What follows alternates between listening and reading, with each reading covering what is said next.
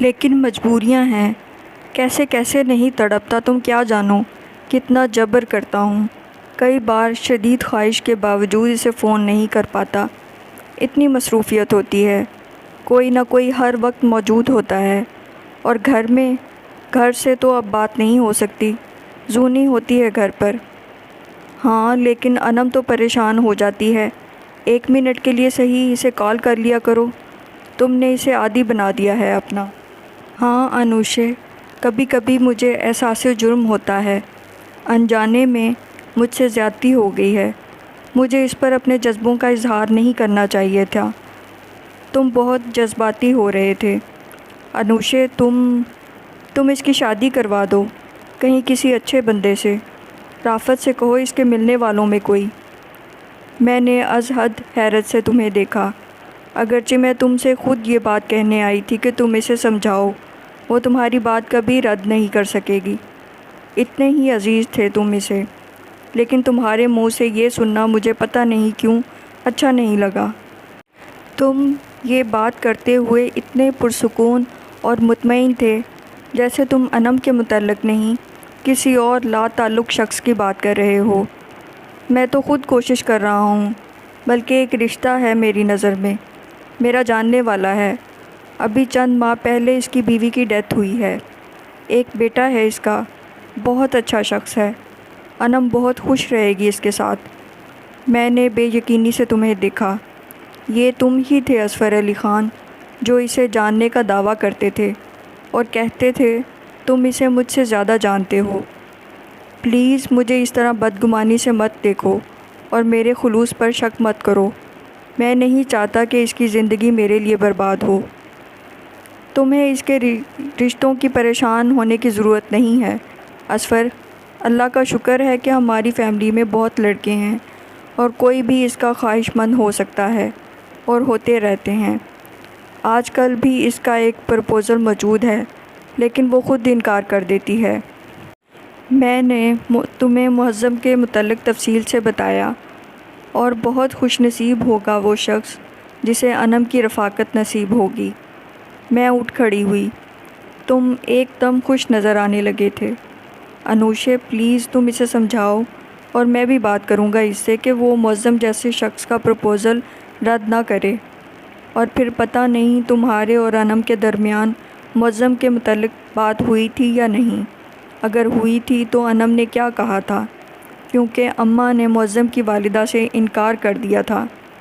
یہ تم نے بہت غلط کیا انو، معظم بہت اچھا لڑکا ہے اور صرف محبت کے سہارے زندگی نہیں گزر سکتی، بابا اور اماں ابا وغیرہ کب تک ساتھ دیں گے تمہارا؟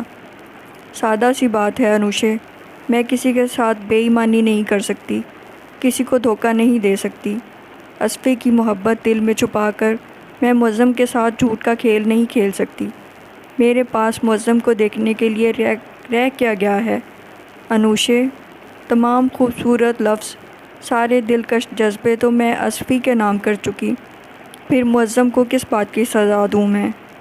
اور میں کیا سمجھاتی اظفر علی خان، وہ اپنے جذبوں میں بہت راسخ تھی اور تمہاری محبت پر اس کا یقین پختہ تھا، اور اگر اس یقین میں کوئی درار پڑ جائے تو شاید اسے فیصلہ کرنے میں آسانی ہو، اس خیال سے میں نے اسے مس فاخرہ بٹ کی آفس میں موجودگی کا بتایا تو اس نے بالکل سرسری لیا۔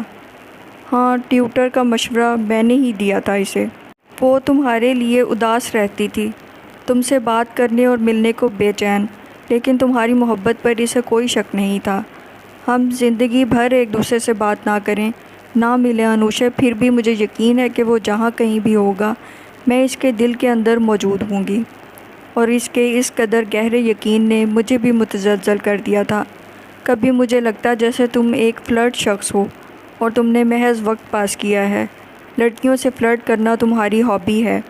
مجھے اس بات پر بہت حیرت ہوئی تھی اظفر علی خان کہ تم نے ان چند سالوں میں انم کو کوئی گفٹ نہیں دیا تھا، حتیٰ کہ اس کی برتھ ڈے پر کوئی کارڈ تک نہیں بھیجا تھا۔ اس روز انم کی برتھ ڈے تھی، میں نے اس کے لیے کارڈ اور خوبصورت گفٹ خریدا تھا، سب نے ہی اسے گفٹ دیے تھے، حتیٰ کہ ناصر اور ارمینہ نے بھی اسے کارڈ بھیج کر وش کیا تھا۔ جی اور اب دکھائیے اصل تحفہ اور کارڈ۔ رات کو اس کے کمرے میں اس کے بیڈ پر انیل کو لٹاتے ہوئے میں نے کہا تو اس نے حیران ہو کر مجھے دیکھا۔ سب گفٹ تو تم نے دیکھ لیے تھے اور کارڈز بھی؟ ہاں، عافیہ کا کارڈ پہلے آ گیا تھا، وہ ادھر پڑا ہے۔ نہیں خاتون، میں تو اصفر کا گفٹ اور کارڈ دیکھنا چاہتی ہوں۔ مگر وہ لمحہ بھر کے لیے جھجکی۔ اصفی کو ان باتوں کا خیال نہیں رہتا۔ جب تم کو ان باتوں کا خیال رہتا ہے تو اسے بھی رکھنا چاہیے۔ مجھے یاد آ گیا تھا کہ وہ کتنے اہتمام سے اس کی برتھ ڈے ارینج کرتی تھی اور اس کے لیے گفٹ خریدتی تھی۔ اپنے اپنے مزاج کی بات ہوتی ہے نا، مزاج کی یا کنجوسی کی، لیکن وہ خاموش رہی تھی۔ تو کیا آج تک اس نے تمہیں کوئی گفٹ نہیں دیا؟ میں نے دوبارہ کہا۔ اور تم؟ میں نے بہت حیرت سے اسے دیکھا۔ انو، تم تو کہتی تھی تمہیں وہ مرد اچھے نہیں لگتے جو لڑکیوں سے گفٹ وصول کرتے ہیں اور جو پیسہ خرچ کرنے کے معاملے میں کنجوس ہوتے ہیں۔ ہاں، میں آج بھی یہی کہتی ہوں۔ لیکن اصفر سے محبت کرتی ہو؟ ہاں، اصفر کی اور بات ہے، وہ کنجوس نہیں ہے، جہاں اسے خرچ کرنا ہوتا ہے کر لیتا ہے فراق دلی سے۔ لیکن تمہیں پتہ تو ہے اس کے معاشی پرابلم۔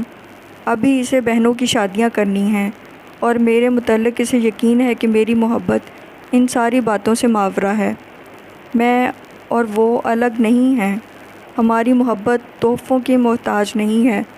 میں کہا کرتی تھی کہ لڑکوں کو گفٹ نہیں دینا چاہیے، یہ تو مرد کا منصب ہے، عورت کے لیے گفٹ خریدنا۔ لیکن محبت آدمی کو سراسر تبدیل کر دیتی ہے انوشے۔ میں جب بھی شاپنگ کے لیے جاتی ہوں میرا جی چاہتا ہے میں اس کے لیے کچھ خرید لوں، کوئی اچھی سی کتاب، کوئی خوبصورت لائٹر، کوئی ڈیکوریشن پیس، کف لنکس، ٹائی، کچھ بھی۔ مجھے اس کے لیے شاپنگ کرنا اچھا لگتا ہے انوشے۔ جو شخص ڈیفینس میں گھر لے سکتا ہے اور ہونڈا کار لے سکتا ہے، اس کے معاشی پرابلم کیا ہو سکتے ہیں؟ گھر کرائے کا ہے انوشے، اور گاڑی اس نے سیکنڈ ہینڈ لی ہے۔ وہ تمہارا بہت خوبصورتی کے ساتھ دفاع کرتی تھی اصفر، ایسا اندھا یقین شاید ہی کسی نے تم پہ کیا ہو۔ یہاں 80% لوگ کرائے کے مکانوں میں رہتے اور سیکنڈ ہینڈ گاڑیاں خریدتے ہیں، لیکن وہ معاشی مسائل کا شکار نہیں ہوتے۔ یا تو وہ انتہائی کنجوس ہے یا پھر اس نے تم سے محبت نہیں کی۔ ابھی تم نے خود کہا ہے کہ جب محبت ہو جاتی ہے کسی سے تو خود بخود اس کو کچھ دینے کو دل چاہتا ہے۔ ہاں، شاید کنجوس ہو کچھ۔ وہ افسردہ سی تھی۔ لیکن محبت تو بے حد کرتا ہے۔ اسی یقین و بے یقینی میں 1 ماہ گزر گیا۔ میری تم سے دوبارہ ملاقات نہ ہو سکی تھی اور میری واپسی کا وقت آ گیا تھا۔ مجھے کراچی آئے ابھی 6 ماہ ہی ہوئے تھے کہ اچانک میری طبیعت خراب ہو گئی، اور اس حد تک کہ کچھ دیر کے لیے تو ڈاکٹرز بھی میری زندگی سے مایوس ہو گئے تھے۔ ایسے میں لاہور سے ابا اور اماں کے ساتھ انم بھی آ گئی تھی۔ میرے ہاسپٹل سے گھر آنے کے بعد ابا اور اماں تو چلے گئے، مگر میں نے انم کو زبردستی روک لیا۔ وہ پہلے سے زیادہ کمزور ہو رہی تھی اور اس کی آنکھیں ہر وقت بھیگی رہتی تھیں۔ انو، کیا ہے تمہیں؟ اتنی اداس کیوں ہو رہی ہو؟ اصفر تو ٹھیک ہے نا؟ ہاں ٹھیک ہے، اور بہت مصروف۔ کبھی کبھار بات ہوتی ہے اب، بہت دنوں بعد۔ اور تم؟ کیا تم اب بھی اپنے فیصلے پہ قائم ہو؟ ہاں۔ اس کی آنکھوں میں دیے سے جل اٹھے۔ انو، محبت اور فلرٹ کا فرق کیسے پتہ چلتا ہے؟ کیسے تم نے یقین کر لیا کہ اصفر تم سے محبت کرتا ہے، فلرٹ نہیں کر رہا؟ جذبے خود بخود اپنا آپ منواتے ہیں، اور میرے دل نے بھی مجھے بتایا تھا کہ یہ محبت ہے، کوئی بیکار اور فضول جذبہ نہیں۔ اور اصفر علی خان، کتنا مان تھا اسے تم پر، کتنا یقین تھا اسے کہ تم نے اس سے محبت کی ہے، حالانکہ تم تو اس کے ساتھ محض وقت گزار رہے تھے۔ اور یہ کتنا بڑا المیہ تھا کہ تم نے انم جمال سے کبھی محبت نہیں کی، اور اس کا اعتراف تم نے خود کیا تھا باسط افضال سے۔ باسط افضال تمہارے ہی قبیلے کا ایک فرد تھا اور رافت کا چچا زاد سے بھی شعر و ادب سے کافی شغف تھا، اور وہ تمہارا کلاس فیلو تھا اور کسی زمانے میں تمہاری اس سے کافی دوستی تھی۔ ان دنوں جب انم کراچی میں تھی وہ اپنے کسی کام سے کراچی آیا تو رافت کے اصرار پر ہمارے پاس ہی ٹھہر گیا تھا۔ عموماً وہ رافت کے آفس سے آنے کے پہلے ہی گھر آ جاتا اور پھر انیل کو گود میں اٹھائے پھرتا۔ انیل بھی چند ہی دنوں میں اس سے خاصا مانوس ہو گیا تھا، مگر اس روز رافت کے آنے کے بعد وہ واپس نہ آیا، حالانکہ صبح 9 بجے والی فلائٹ سے اسے واپس بھی جانا تھا۔ رافت کراچی کے حالات کی وجہ سے از حد پریشان تھے۔ اب اس کا کہاں پتہ کریں؟ مجھے تو اس کے کسی دوست وغیرہ کا بھی پتہ نہیں، اور عزیز کوئی ہمارا یہاں ہے نہیں کہ ادھر سے پتہ کروں۔ پریشان تو میں بھی تھی، لیکن میں نے انہیں تسلی دی۔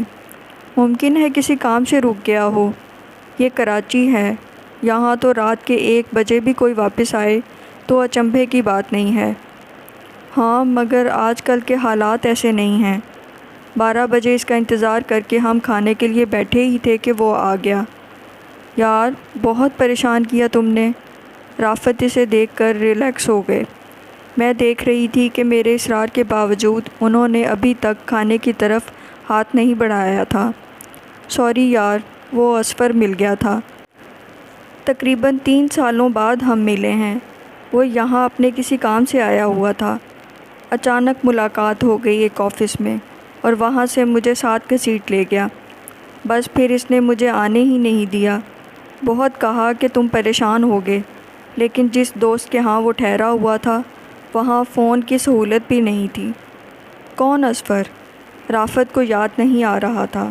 یار، وہی اصفر، میرا کلاس فیلو تھا، شاعر ٹائپ آدمی تھا، بلکہ آج کل تو خاصا معروف شاعر ہے۔ ایک کتاب مارکیٹ میں آ چکی ہے، دوسری زیر طبع ہے۔ اچھا، تم اصفر علی خان کی بات کر رہے ہو؟ ہاں، انم اور میں نے بیک وقت چونک کر اسے دیکھا۔ تمہاری تو اس سے بہت دوستی ہوا کرتی تھی۔ رافت نے اس کی طرف ڈونگا بڑھایا۔ ہاں یار، بس بعد میں کچھ فاصلے ہو گئے۔ وہ اچھا دوست تھا، لیکن اس کی کچھ باتیں مجھے پسند نہیں تھیں، جس پر اختلاف ہو جاتا تھا۔ پھر یوں ہوا کہ میں تو اسلام آباد واپس چلا گیا، وہیں جاب بھی مل گئی، اور اصفر اس وقت تو گاؤں چلا گیا تھا، بعد میں لاہور میں ہی سیٹل ہو گیا۔ میرا آنا جانا تو رہا لاہور، لیکن اس سے کبھی تفصیلی ملاقات نہ ہو سکی، یوں ہی سرسری 1-2 بار ملا۔ دراصل دل میں اس سے میں کچھ خفا سا تھا، مگر اب اتنے سالوں بعد ملاقات ہوئی تو بس بہت ساری بیتی باتیں یاد آ گئیں۔ 4 سال ہاسٹل میں ایک ہی کمرے میں رہے تھے، بس پھر بیتی باتیں جو چھڑیں تو وقت گزرنے کا پتہ ہی نہیں چلا۔ ہاں، مجھے یاد ہے، تم ان دنوں جب بھی ملتے تھے ہر وقت اسی کا ذکر کرتے تھے۔ ایسی کون سی بات سے اختلافات ہو گئے؟ رافت نے یوں ہی پوچھ لیا تھا۔ وہ ذرا مختلف مزاج کا بندہ تھا، لڑکیوں سے فرینڈ شپ کرنا، اور وہ بقول ناصر زیدی حسینوں کو بہت نزدیک لا کے چھوڑ دیتا ہوں پر عمل کرنے والا بندہ تھا۔ شروع میں تو ہم اس کی دوستیوں سے انجوائے کرتے تھے، لیکن بعد میں ایک ایسا واقعہ ہو گیا کہ مجھے اس کے مشغلے سے چڑ سی ہو گئی تھی۔ ایک لڑکی تھی ہمارے ہی ڈپارٹمنٹ کی، عفیفہ، وہ بے حد سنجیدہ ہو گئی تھی۔ کچھ دور کی عزیزداری بھی تھی اصفر کی اس سے، لہٰذا وہ اس کے گھر بھی چلا جاتا تھا۔ بہت دوستی تھی ان دنوں اس کی عفیفہ سے۔ عفیفہ کے علاوہ بھی 2-3 لڑکیوں سے اس کی گپ شپ تھی، لیکن عفیفہ سے ملنے کے لیے وہ بہت بے چین رہا کرتا تھا، اتنا کہ مجھے گمان گزرا کہ کہیں وہ اس سے محبت تو نہیں کرنے لگا۔ لیکن محبت تو وہ اپنی چچا زاد سے کرتا تھا، جو گاؤں میں تھی، بقول اس کے بہت خوبصورت، بہت دلکش، مکمل حسن کی مالک، اور ہر ویکینڈ پر وہ بھاگ کر گاؤں جایا کرتا تھا، اور پھر گھر میں ضد اور اصرار کر کے دوران تعلیم ہی اس نے اپنی اس کزن سے شادی کر لی، اور عفیفہ کو جس روز اس کی شادی کا پتہ چلا اس نے گولیاں کھا لیں، پوری 14۔ اس کی زندگی تھی بروقت پتہ چل گیا۔ چونکہ اس کا بھائی ڈاکٹر تھا اس لیے پولیس کیس وغیرہ نہیں بنا۔ پتہ نہیں عفیفہ نے اس سے کن مجبوریاں کا رونا رویا تھا کہ وہ اس سے بدگمان نہیں ہوئی تھی، بس اپنی زندگی ختم کرنے کی کوشش کی تھی۔ اس واقعے کے بعد اکثر اسے منع کیا کرتا تھا کہ وہ اس طرح مت کرے، لڑکیوں کی قوم تو ہوتی ہی ہے احمق اور بیوقوف۔ اس نے مسکرا کر ہمیں دیکھا۔ Please don't mind. اور کچھ اسے باتیں کرنے کا ہنر آتا تھا، اور مزے کی بات یہ تھی رافت کہ وہ یونیورسٹی میں ایک بہت شریف اور پڑھاکو لڑکے کے طور پر مشہور تھا۔ وہ بے حد محتاط رہتا تھا، اور ہم دونوں روم میٹس کے علاوہ کسی کو بھی معلوم نہیں تھا کہ اس کی اتنی لڑکیوں سے فرینڈ شپ ہے۔ عفیفہ نے یونیورسٹی چھوڑ دی تھی اور اصفر کی دوستی ایک اور لڑکی سے ہو گئی تھی۔ انیلا نام تھا اس کا۔ بہت ذہین لڑکی تھی، جانے کیسے اس نے اسے پٹا لیا تھا۔ مجھے اس کے انجام سے خوف آتا تھا۔ میں نہیں چاہتا تھا کہ اتنی ذہین لڑکی ضائع ہو جائے، سو ہمارے درمیان اختلافات شروع ہو گئے۔ اس کا موقف تھا کہ اس طرح بندہ زیادہ عرصے تک ینگ اور فریش رہتا ہے۔ کیا تم اس طرح اپنی وائف کے ساتھ بددیانتی نہیں کرتے؟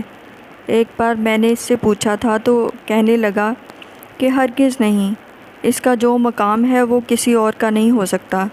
یہ تو بس یوں he just for enjoyment, passing time. یوں اسے بے حد پسند کرنے کے باوجود ہمارے درمیان دوری ہو گئی تھی۔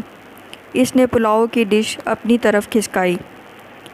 بھابی، آپ نے پلاؤ بہت مزے کا بنایا ہے۔ حالانکہ اصفر کے ساتھ میں نے بہت کچھ کھا لیا تھا، پھر بھی آپ کے ساتھ شامل ہو گیا۔ میں نے جیسے کسی خواب سے چونک کر اسے دیکھا۔ اور کیا اب بھی وہ ایسا ہی ہے؟ اب یقیناً بہت بدل گیا ہوگا۔ ارے بھابی، آپ کے خیال میں یہ لڑکیوں کی قوم کیا اب عقل مند ہو گئی ہے؟ اس نے قہقہا لگایا۔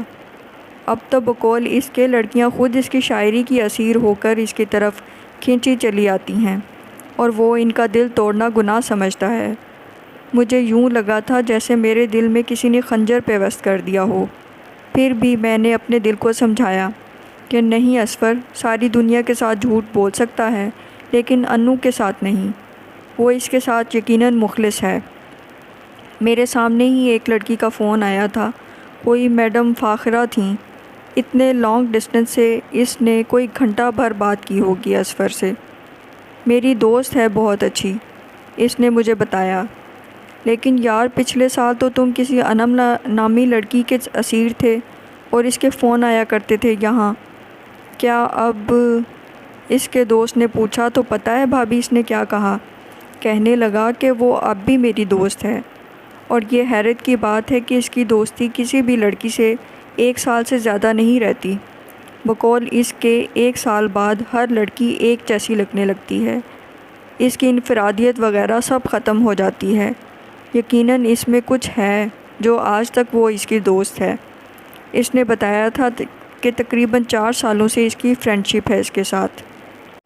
مجھے یوں لگ رہا تھا اصفر علی خان جیسے کوئی زلزلہ آ گیا ہو اور میرے ارد گرد ساری عمارتیں ڈھہ گئی ہوں۔ میرے اندر شور سا مچا تھا جیسے پتہ نہیں کتنی ٹوٹ پھوٹ ہو گئی ہو۔ اور انم، مجھے ایک دم اس کا خیال آیا، اس پر کیا بیت رہی ہوگی۔ میں نے سر اٹھا کر اسے دیکھا۔ وہ ایک دم ساکت بیٹھی تھی اور اس کا رنگ خطرناک حد تک سفید ہو رہا تھا۔ انو، گھبرا کر میں نے اسے جھنجھوڑا۔ تمہاری طبیعت تو ٹھیک ہے نا؟ رافت نے پوچھا تو بے حد مدھم آواز میں اس نے بتایا کہ اس کے سر میں درد ہے، اور پھر معذرت کر کے اٹھ کھڑی ہوئی۔ پتہ نہیں اصفر علی خان میں نے کیسے خود کو سنبھالا ہوا تھا، اور پتہ نہیں کیسے میں نے ٹیبل سے برتن سمیٹے اور انل کو رافت کے پاس چھوڑ کر اس کے پاس آئی۔ وہ اپنے بیڈ پر یوں ہی دونوں بازو گھٹنوں کے گرد لپیٹے بیٹھی تھی، یوں جیسے کوئی سب کچھ ہار کر بیٹھا ہو۔ انو، میں نے آہستگی سے اس کے کندھے پر ہاتھ رکھتے ہوئے کہا۔ اس نے نگاہیں اٹھائیں۔ اس کی آنکھیں اتنی سرخ ہو رہی تھیں جیسے ابھی ان سے خون ٹپک پڑے گا۔ نہیں، اس نے جیسے سرگوشی کی۔ نہیں انوشے۔ پھر اس کی آواز ذرا سی بلند ہوئی۔ ایسا نہیں ہو سکتا، یہ غلط ہے۔ اس کا ماضی جو بھی تھا، لیکن اس کا حال؟ نہیں انوشے، وہ محبت تھی۔ بھلا جھوٹ پر محبت کا گمان کیسے ہو سکتا ہے؟ لیکن اس نے مجھ سے محبت کی۔ اس نے مجھ سے محبت کی ہے۔ وہ مجھ سے محبت کرتا ہے، یقین کرو۔ اس نے میرے ساتھ کوئی کھیل نہیں کھیلا۔ وہ مجھ سے محبت کرتا تھا۔ وہ انجوائمنٹ نہیں تھی، وقت گزاری نہیں تھی، وہ محبت تھی، صرف محبت۔ وہ آنسو اس نے اب تک روکا ہوا تھا، بے اختیار ہو کر اس کے رخساروں پر پھسل آیا۔ انوشے، میں اس کے قریب ہی بیٹھ گئی اور اس کا ہاتھ اپنے ہاتھوں میں لے لیا۔ تمہیں یقین نہیں آئے گا اصفر علی خان، اپنے کانوں سے تمہارے متعلق اتنا سننے کے باوجود اسے یقین نہیں آ رہا تھا کہ تم نے اسے دھوکہ دیا ہے اور اس کے ساتھ محض وقت گزارا ہے۔ وہ بار بار مجھے یقین دلاتی، میرا اعتبار کرو انوشے، اس نے مجھ سے محبت کی ہے، سچی اور کھری محبت۔ وہ رونے لگی اور روئے چلی جاتی، اور میں جو تمہیں برا بھلا کہنا چاہتی تھی بے بس ہی ہو جاتی۔ اس کی حالت بہت عجیب ہو رہی تھی، اس لیے میں اسے جانے نہیں دے رہی تھی، حالانکہ اس کی چھٹی کب کی ختم ہو گئی تھی۔ تم اصفر علی خان اندازہ کر سکتے ہو اس اذیت کا جس سے وہ ان دنوں گزر رہی تھی؟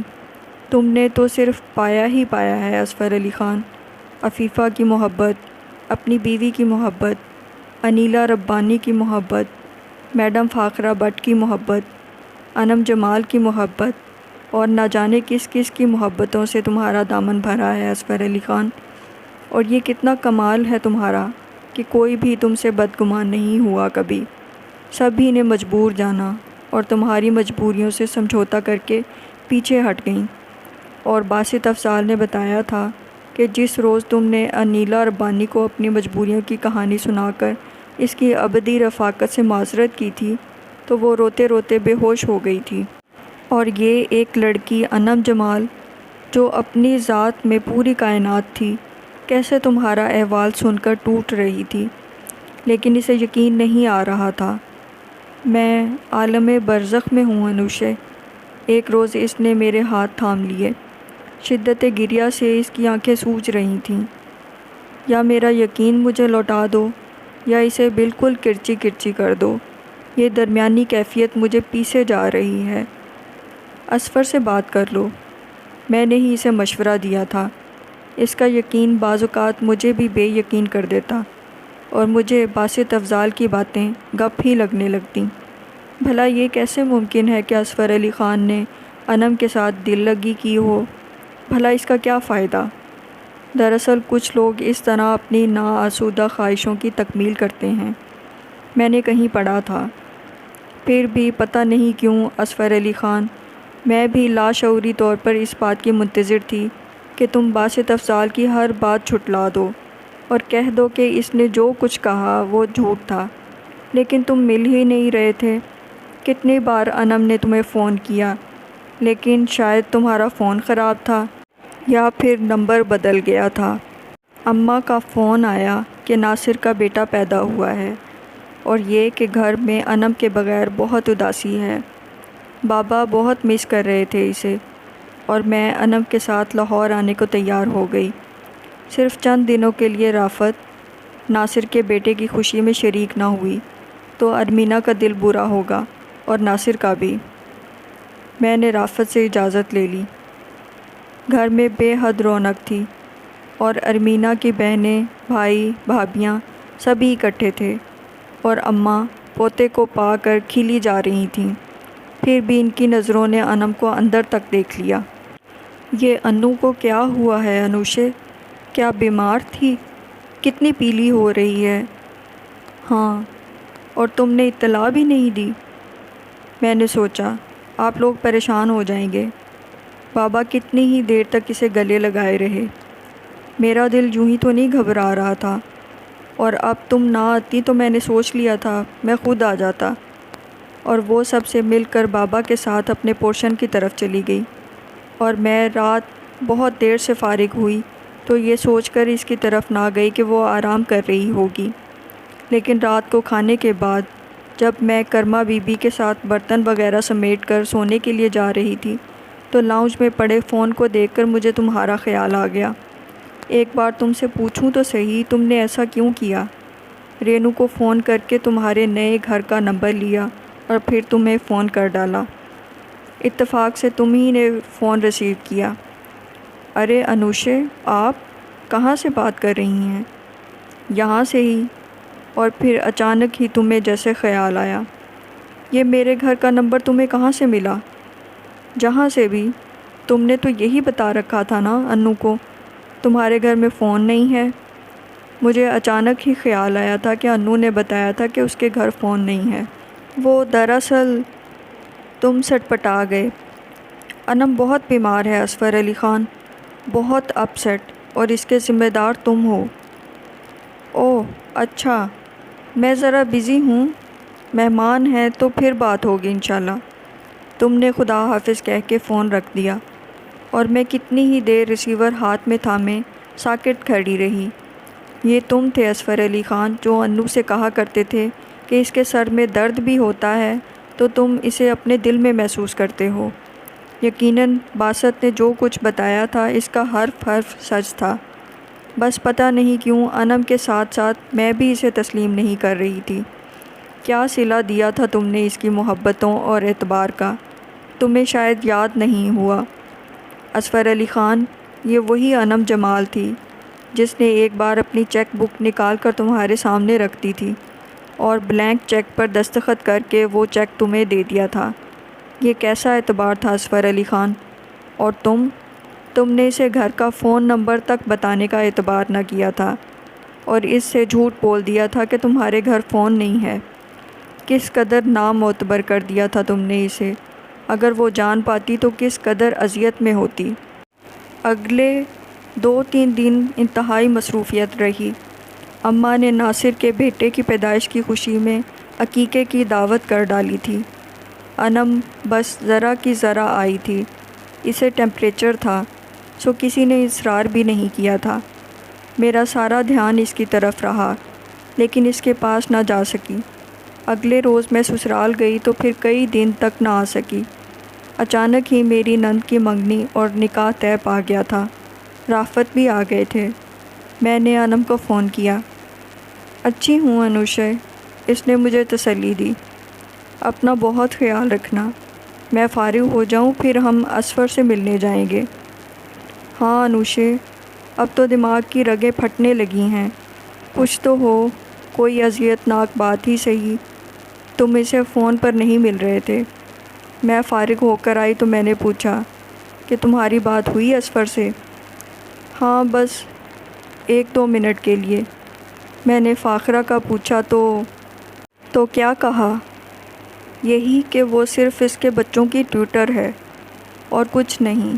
اور پتہ ہے، اس کی آنکھوں میں لمحہ بھر کے لیے کوندا سا لپکا۔ تم یقین کرو گی انوشے، اس نے مجھ سے کہا ہے کہ جب تم چلتی ہو انو تو تمہارے جوتے کی ایڑیوں سے جو دھول اڑتی ہے، اس دھول پر بھی میں ہزاروں فاخراؤں کو قربان کر سکتا ہوں۔ میں کیا کروں انوشے؟ وہ دونوں ہاتھوں میں منہ چھپا کر رونے لگی۔ میں نے اسے اپنے ساتھ لگا لیا اور وہ بہت دیر تک میرے بازوؤں میں لپٹی روتی رہی۔ اور اسی شام میں اسے ساتھ لے کر تمہارے آفس آئی تھی، اور اس روز کی طرح آج بھی تمہارے آفس کی سیڑھیاں چڑھتے ہوئے مجھے اچانک خیال آیا تھا کہ تمہارا آفس تو 4:30 بجے تک بند ہو جاتا ہے۔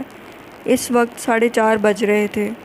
دراصل عین وقت پر انل نے رونا شروع کر دیا تھا، اور پھر اسے سلانے میں کچھ دیر ہو گئی تھی، اور اس روز کی طرح آج بھی تم آفس میں تھے۔